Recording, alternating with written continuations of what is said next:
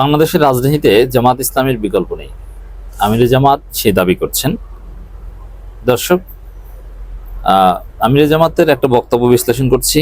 ইত্তেফাক এভাবে রিপোর্ট করেছে, দেশে শান্তি প্রতিষ্ঠায় জামাত ইসলামের বিকল্প নেই এবং জামাত ইসলামের বিকল্প হবে না। জামাত জামাতের জায়গায় থাকবে, জামাতের রিপ্লেস তৈরি করা সম্ভব নয়। আওয়ামী লীগ অনেক চেষ্টা করেছিল জামাতের রিপ্লেস তৈরি করার, আমিরে জামাত এখানে একটা সেন্সে বলেছেন।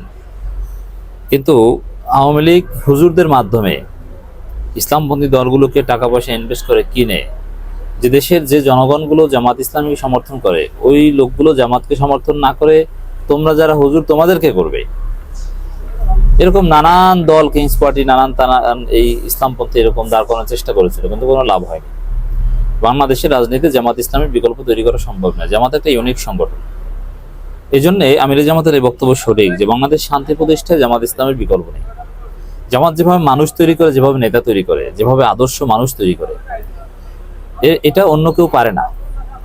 হ্যাঁ, ভালো মানুষ আছে, অন্য দলও আছে, ইসলামপন্থী অন্যান্য দলে বেশিরভাগ মানুষই ভালো, কিন্তু তারা যোগ্য লোক তৈরি করতে পারে না। রাষ্ট্র পরিচালনা করতে পারবে, সচিব হতে পারবে, সেনাপ্রধান হতে পারবে, এই টাইপের লোক তৈরি করতে পারে না। এটা একমাত্র জামাত ইসলামের তরবিয়তে সম্ভব। আখিরাতমুখী আল্লাহভীরু মানুষ তৈরি করা, একই সাথে দুনিয়াবী যোগ্যতা সম্পন্ন।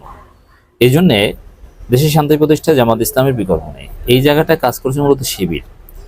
জামাত মানুষ তৈরি করতে পারে না। জামাত নতুনভাবে জামাতে যোগ দেয়, এই সংখ্যাটা একেবারে কম। জামাত কারা করবে এটা ঠিক করে দেয় শিবির। শিবির দাওয়াতি কাজ করে, পরবর্তী জামাত তৈরি করে। শিবির জামাত জন্ম দেয়, আর জামাত জন্ম দিতে পারে না। এটা খুব, জামাত সর্বোচ্চ এই শিবিরকে ডেকে আনে। ওর মধ্যে ক্রেডিট আমি অতি সামান্য দেখি, মূল ক্রেডিটটা হচ্ছে শিবির। অতএব জামাত যত বড় দল হবে বা হয়েছে, এর মূল ক্রেডিট শিবিরের। শিবির যেভাবে এগিয়ে যাচ্ছে তাতে জামাত নির্বাচনে জিতবে, কারণ শিবির প্ল্যাটফর্ম তৈরি করে দিচ্ছে, শিবির জনশক্তি তৈরি করছে। শিবির এরকম ঘটনা হচ্ছে, নির্বাচনে শিবির একজন প্রার্থী জিতেছে। ছোট ছোট বাচ্চারা, ফুলকুড়ির ছেলেরা, কক্সবাজারে বিভিন্ন জায়গায় তারা ফজরের পর ফুলকুড়ি শিবিরে, ফুলকুড়ি বাচ্চা, একবারে কচি শিশু, তারা জিতিয়েছে নির্বাচনে। এভাবে এই ফুলকুড়ির শিশুরা প্রত্যেক ঘরে ঘরে, বাড়িতে বাড়িতে এই ফুলকুড়ির শিশু শিবির তৈরি করেছে। তারা মা বাবাকে আবদার করেছে ফজরের নামাজের পরে যে একটা জিনিস চাবো, দেবা তো? বলছে কি চাবি ক? বলছে না, প্রতিশ্রুতি দিতে হবে। এখন সন্তান ভালো ছেলে নামাজ পড়ে, ছোট বাচ্চা ছেলে নামাজ পড়ে, নিয়মিত পড়াশোনা করে, বাবা মা তো এমনিতেই খুশি। এক পর্যায়ে প্রতিশ্রুতি দেয় যে হ্যাঁ দেব। তারপর বলছে অমুক ভাইরে, নাম হলো মঞ্জু ভাইকে একটা ভোট দিবেন, এটা চাই। ভোট দিয়েছে, ভাই নির্বাচিত হয়েছে, এমপি হয়েছে। দিস ইজ শিবির। শিবিরের ছোট বাচ্চা ছেলেরা জামাতকে নির্বাচনে জিতিয়ে আনতে পারে। আপনি জানেন, যাদের ভোট হয়নি, যারা রাজনীতি বোঝে না, তারা জামাতকে নির্বাচনে জিতিয়ে আনতে পারে।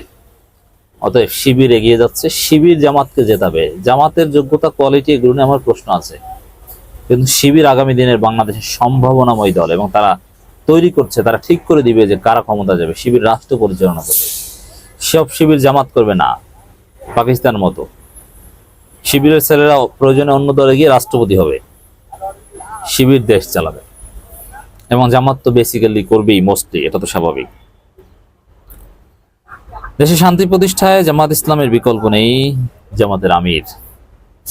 এই কথাটার যৌক্তিকত বিশ্লেষণ করতে গিয়ে এই কথাগুলো আনলাম। বাংলাদেশ জামাত ইসলামের আমির ডক্টর শফিকুর রহমান বলেছেন, দেশে শান্তি প্রতিষ্ঠায় জামাত ইসলামের কোনো বিকল্প নেই। ইসলামের ছায়াতলে এসে আমরা সবাই মিলে একটি নতুন স্বপ্নে বাংলাদেশ গড়ে তুলতে পারি। এই জন্য আমরা বলবো, শান্তি প্রতিষ্ঠায় জামাত ইসলামের বিকল্প নেই। জামাত ইসলামীতে যোগ দিন, জামাত ইসলামীতে আসুন। একটা পথসভায় ফরিদপুর মধুখালীতে তিনি একথা বলেন। জামাতের আমির বলেন, বাংলাদেশ আমাদের সবার জন্মভূমি, এখানে আমরা জাতি, ধর্ম, বর্ণ নির্বিশেষে মিলেমিশে বসবাস করি। আমাদের লক্ষ্য হলো সমৃদ্ধ, শান্তিপূর্ণ নতুন বাংলাদেশ গঠন। আল্লাহ আমাদের তৌফিক দেন। ছাদ খোলা বাসে দাঁড়িয়ে বক্তব্য দেন। আমির জামাত যেখানেই যান জনগণের ব্যাপক সাড়া পাচ্ছেন এবং জনগণের আগ্রহ। আওয়ামী লীগ অধ্যুষিত ফরিদপুর, মাদারীপুর, গোপালগঞ্জ জামাত এখন শক্তিশালী। অতএব আওয়ামী লীগের ঘাঁটি জামাতের ঘাঁটিতে পরিণত হবে। অতএব বাংলাদেশের রাজনীতিতে কেউ পারেনি জামাত ইসলামীকে মাইনাস করার জন্য জামাতের মতো বিকল্প তৈরি করতে। এই জন্য বলো দেশে শান্তি প্রতিষ্ঠাও জামাতের বিকল্প নেই। জামাত যেভাবে মানুষ তৈরি করে, তাদের যে ইউনিকনেস, এটা সত্যি ইউনিক। অতএব জামাত ইসলামীর সমর্থন করে দেখুন, সত্যি বাংলাদেশটা একটা শান্তির বাংলাদেশ হবে।